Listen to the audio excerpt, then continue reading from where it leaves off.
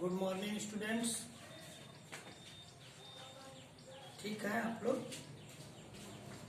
आज 10th के बच्चे आपको लाइट हम शुरू कर रहे हैं,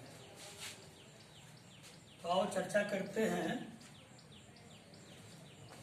प्रकाश।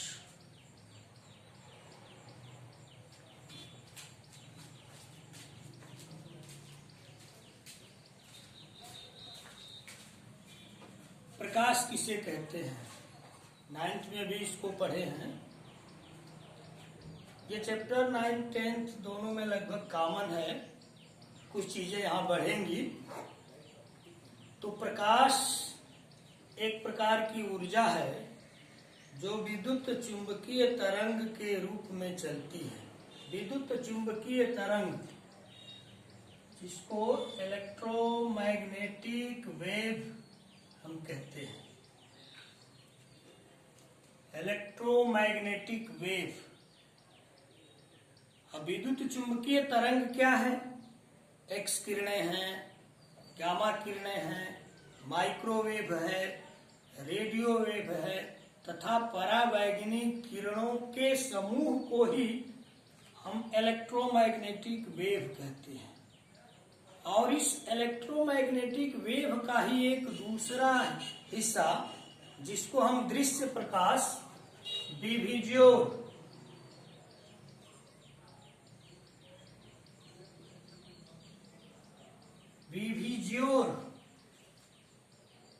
श्वेत प्रकाश या प्रकाश कहते हैं, जिसकी तरंग दैर्घ्य 3700 एंगस्ट्रॉम से लेकर के 7800 एंगस्ट्रॉम तक होती है। प्रकाश को चलने के लिए माध्यम की आवश्यकता नहीं होती है, लेकिन माध्यम बदलने पर प्रकाश का वेग बदल जाता है। प्रकाश के वेग की गणना रोमर ने किया था। निर्वात में प्रकाश का वेग सर्वाधिक होता है, और कितना होता है?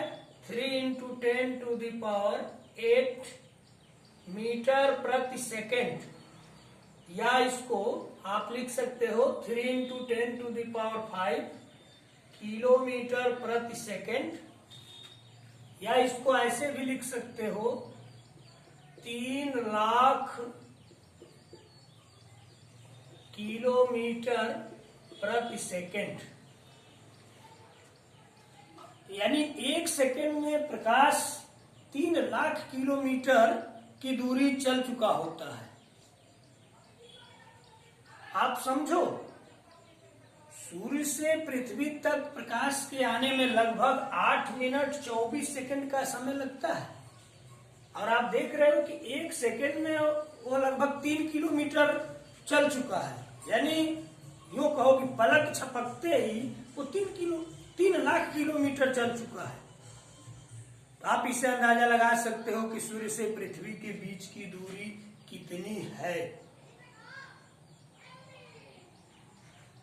हमने चर्चा क्या किया कि प्रकाश से आप क्या समझते हो। तो प्रकाश एक प्रकार की ऊर्जा है जो विद्युत चुंबकीय तरंग के रूप में चलती है। विद्युत चुंबकीय तरंग को ही इलेक्ट्रोमैग्नेटिक वेव आप इंग्लिश में बोलते हैं। एक्स किरणें, गामा किरणें, माइक्रोवेव, रेडियो वेव, परावैद्युतिक किरणें, इनके समूह को ही हम विद्युत चुंबकीय तरंग कहते हैं। और विद्युत चुंबकीय तरंग का एक दूसरा हिस्सा, जिसको हम दृश्य प्रकाश या विभिज्योर, उसी को श्वेत प्रकाश या प्रकाश कहते हैं, जिसकी तरंग दैर्घ्य 3700 एंगस्ट्रॉम से लेकर के 7800 एंगस्ट्रॉम तक होती है। प्रकाश को चलने के लिए माध्यम की आवश्यकता नहीं होती है, लेकिन माध्यम बदलने पर प्रकाश का वेग बदल जाता है। प्रकाश की वेग की गणना रोमर ने किया था, और हम जानते हैं कि निर्वात में प्रकाश का वेग सर्वाधिक होता है और वो कितना होता है, 3 इंटू 10⁸ मीटर प्रति सेकेंड या 3 इंटू 10⁵ किलोमीटर प्रति सेकेंड या 3 लाख किलोमीटर प्रति सेकेंड होता है। एक नोट पॉइंट आप यहां लिख सकते हो कि प्रकाश का वेग निर्वात में सबसे अधिक होता है, उसके बाद ठोस, उसके बाद द्रव, उसके बाद गैस। सबसे अधिक निर्वात में, उससे कम ठोस में, उससे कम द्रव में, उससे कम गैस में, यानी प्रकाश का वेग सबसे कम गैस में होता है। ये नोट पॉइंट में आप लिख सकते हो। अब देखो, इसका नोट्स भी आप लिख सकते हो। जैसे 9th में ये सारा नोट्स लिखवाए हैं कि प्रकाश एक प्रकार की ऊर्जा है जो विद्युत चुंबकीय तरंग के रूप में चलती है। निर्वात में प्रकाश का वेग 3 इंटू 10⁸ मीटर प्रति सेकेंड या 3 इंटू 10⁵ किलोमीटर प्रति सेकेंड या 3 लाख किलोमीटर प्रति सेकेंड होता है। माध्यम बदलने पर प्रकाश का वेग बदल जाता है। प्रकाश का वेग निर्वात में सबसे अधिक, उससे कम ठोस में, उससे कम द्रव में, उससे कम गैस में होता है। आगे देखो, प्रकाश का किरण रूप। आप हेडिंग कर सकते हो, प्रकाश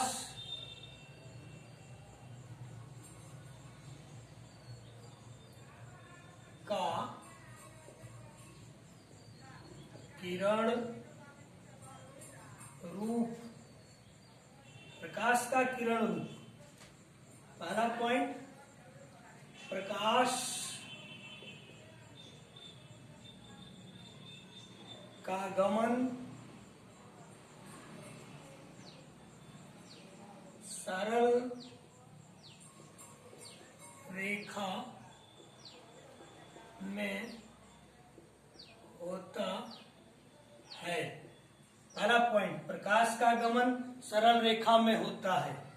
दूसरा पॉइंट, प्रकाश के सरल रेखीय पथ को किरण कहते हैं।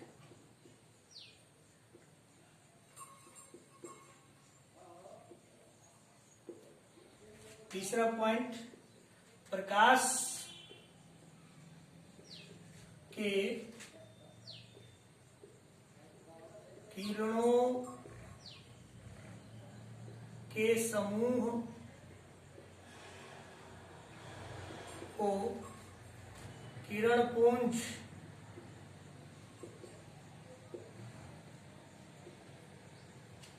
कहते हैं।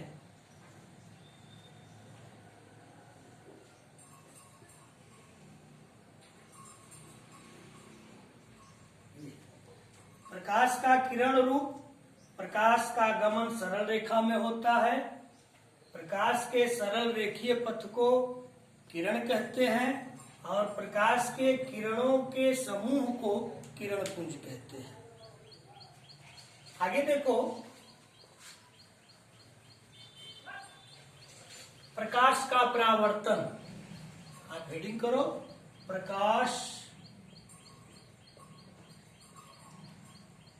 का परावर्तन, reflection of light, reflection light.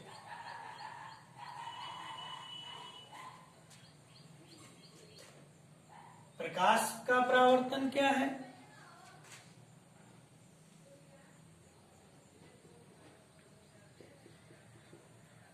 ये मान लो ये प्रकाश की किरण आ रही है एक माध्यम से दूसरे माध्यम में और किसी परावर्तक पृष्ठ से टकराकर उसी माध्यम में लौट जाती है, तो इस घटना को ही हम प्रकाश का परावर्तन कहते हैं।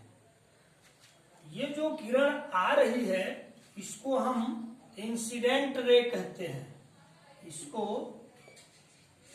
इंसिडेंट रे, इसको हम कहते हैं रिफ्लेक्टेड रे, रिफ्लेक्टेड रे। और इन दोनों के बीच में इसको हम कहते हैं नॉर्मल। और ये जो पॉइंट है जहां इंसिडेंट रे भी मिल रही है, रिफ्लेक्टेड रे भी मिल रही है और नॉर्मल भी मिल रहा है, इसको हम कहते हैं पॉइंट ऑफ इंसिडेंस। ये जो एंगल है इंसिडेंट रे और नॉर्मल के बीच में जो एंगल बना है उसको एंगल ऑफ इंसिडेंस कहते हैं, एंगल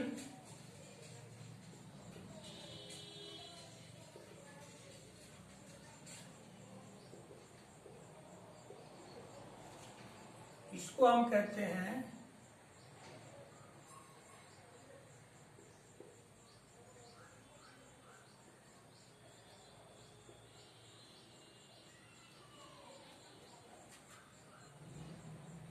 एंगल ऑफ रिफ्लेक्टेड।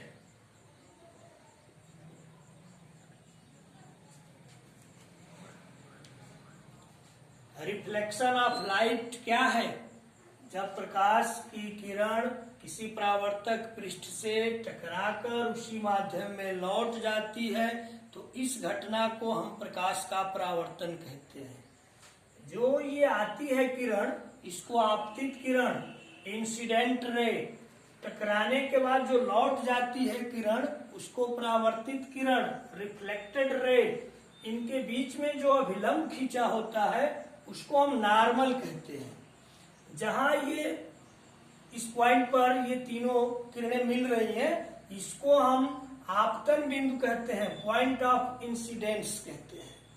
और आपतित किरण और अभिलंब के बीच जो कोण बनता है उसको आपतन कोण, एंगल ऑफ इंसिडेंस।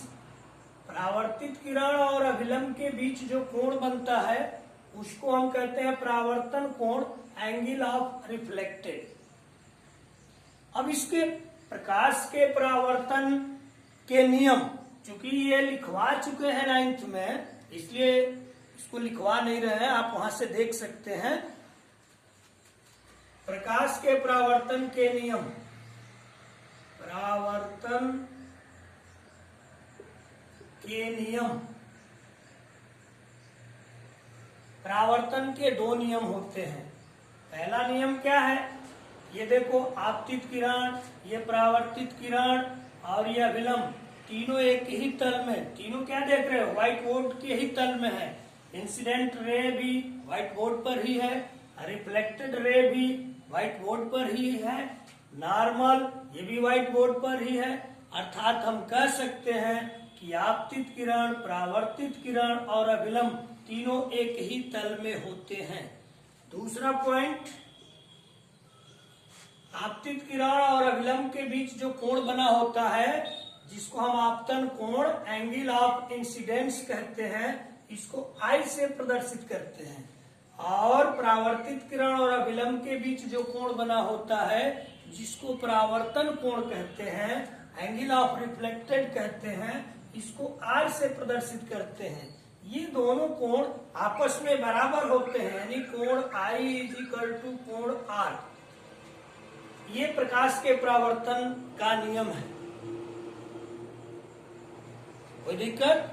आगे चलो। अब अगला टॉपिक है दर्पण। दर्पण, मिरर।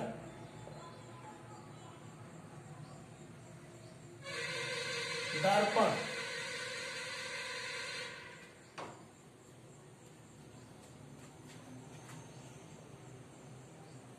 दर्पण एक चिकनी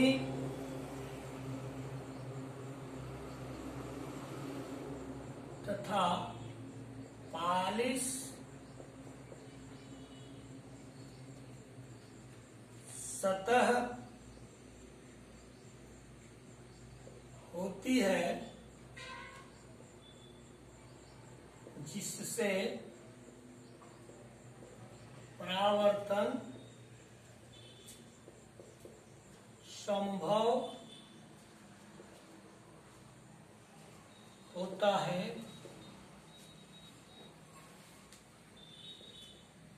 उसे दर्पण कहते हैं। मिरर क्या है? दर्पण एक चिकनी तथा पालिश सतह होती है जिससे परावर्तन संभव होता है, उसे हम दर्पण कहते हैं। हम मिरर दो प्रकार का है।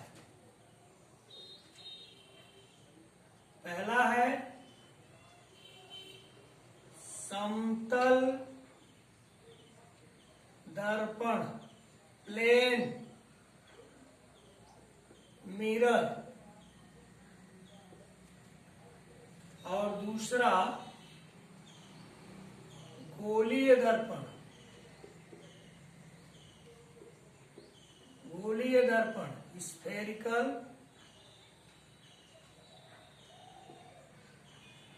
Mirror, spherical mirror.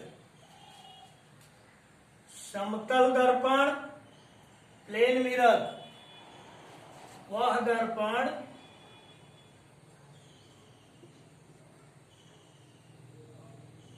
जिसका परावर्तक पृष्ठ समतल होता है, उसे समतल दर्पण कहते हैं। वह दर्पण जिसका परावर्तक पृष्ठ समतल होता है और दूसरे पृष्ठ पर कलई की जाती है, पालिश की हुई होती है, उसको हम समतल दर्पण कहते हैं।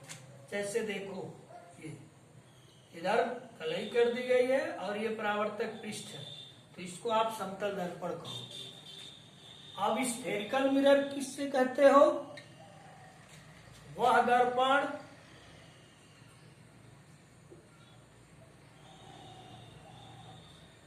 जिसका परावर्तक पृष्ठ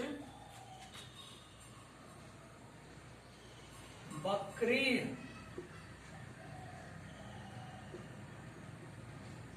होता है, उसे गोलीय दर्पण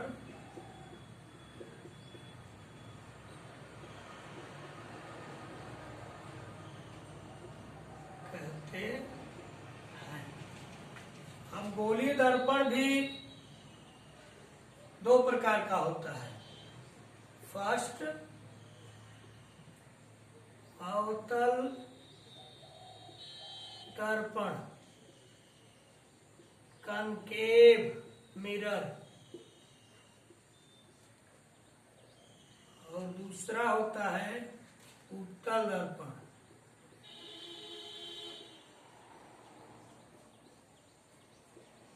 कन्वेक्स मिरर।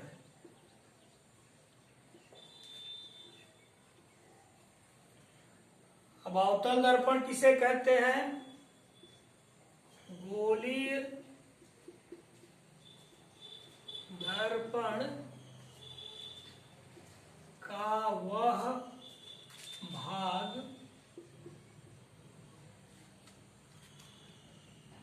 जिसके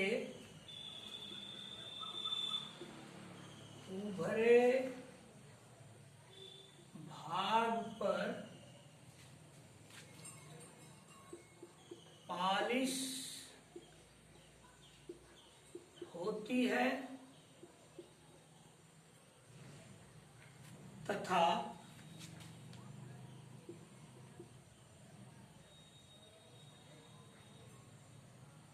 परावर्तक पृष्ठ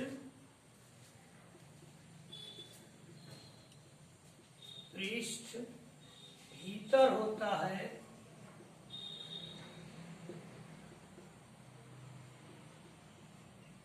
उसे अवतल दर्पण कहते हैं।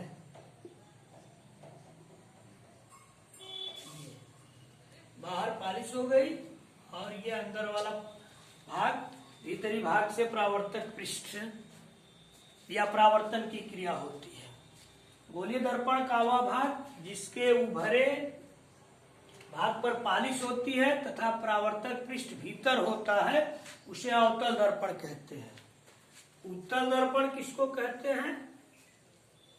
गोलीय दर्पण का वह भाग जिसके भीतरी भाग पर पॉलिश होता है तथा परावर्तक पृष्ठ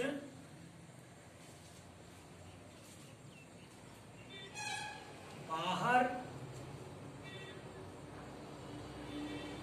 होता है, उसे उत्तल दर्पण कहते हैं। ऐसे देखो, अंदर पॉलिश हो गया और बाहर वाले भाग से परावर्तन की क्रिया। एक बार फिर से देख लो, मिरर किसे कहते हैं?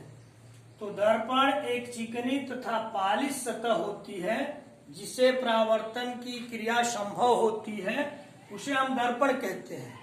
दर्पण दो प्रकार का होता है, प्लेन मिरर और स्फेरिकल मिरर। प्लेन मिरर किसको कहते हैं? वह दर्पण जिसका परावर्तक पृष्ठ समतल होता है, उसे समतल दर्पण कहते हैं। स्फेरिकल मिरर किसको कहते हैं? वह दर्पण जिसका परावर्तक पृष्ठ वक्री होता है, उसे हम गोलीय दर्पण कहते हैं। अब गोलीय दर्पण के भी दो भाग होते हैं, अवतल दर्पण कनकेव मिरर, उत्तल दर्पण कन्वेक्स मिरर। कनकेव मिरर किसको कहते हैं?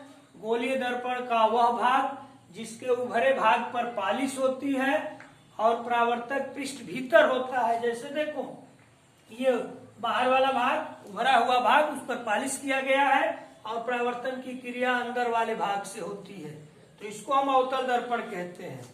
और कन्वेक्स मिरर गोलीय दर्पण का वह भाग जिसके भीतरी भाग पर पॉलिश होता है तथा परावर्तक पृष्ठ बाहर होता है, उसे हम उत्तल दर्पण कहते हैं।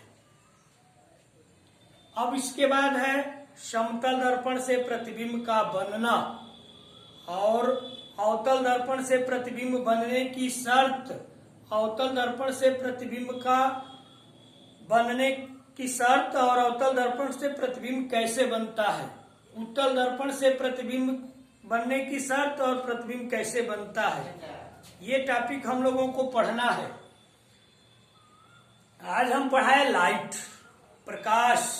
प्रकाश क्या है, उसके बाद प्रकाश का किरण रूप बताए, उसके बाद प्रकाश का परावर्तन की क्रिया बताए, प्रकाश परावर्तन के नियम बताए, प्रकाश के परावर्तन के नियम बताए, मिरर बताए, मिरर के प्रकार बताए।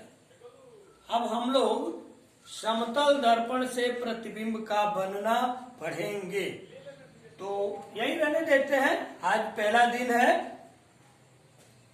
इत्मीनान से देखो, ये सारी चीजें 9th में पढ़ाए हैं, इसलिए इसका नोट्स हल्का फुल्का लिख दिए हैं, आप नोट कर लीजिएगा। इसके बाद जैसे टॉपिक आगे बढ़ते जाएंगे, आपको सिस्टमेटिक नोट्स हम देंगे। जैसे नोट्स लिखवाते हैं वैसे नोट्स आपको मिलेगा, आपको परेशान होने की जरूरत नहीं है। ध्यान से बस आपको मेहनत करना है, थोड़ा सा एनर्जी लगा करके आपको पढ़ना पड़ेगा। बाकी सारी चीजें सिस्टम में चल रही हैं और रोज आपको वीडियो हर सब्जेक्ट का मिलेगा, आपको परेशान नहीं होना है। तो फिर कल मिलते हैं। आप अपना ख्याल रखिएगा, पढ़िएगा, मस्त रहिएगा। Thank you.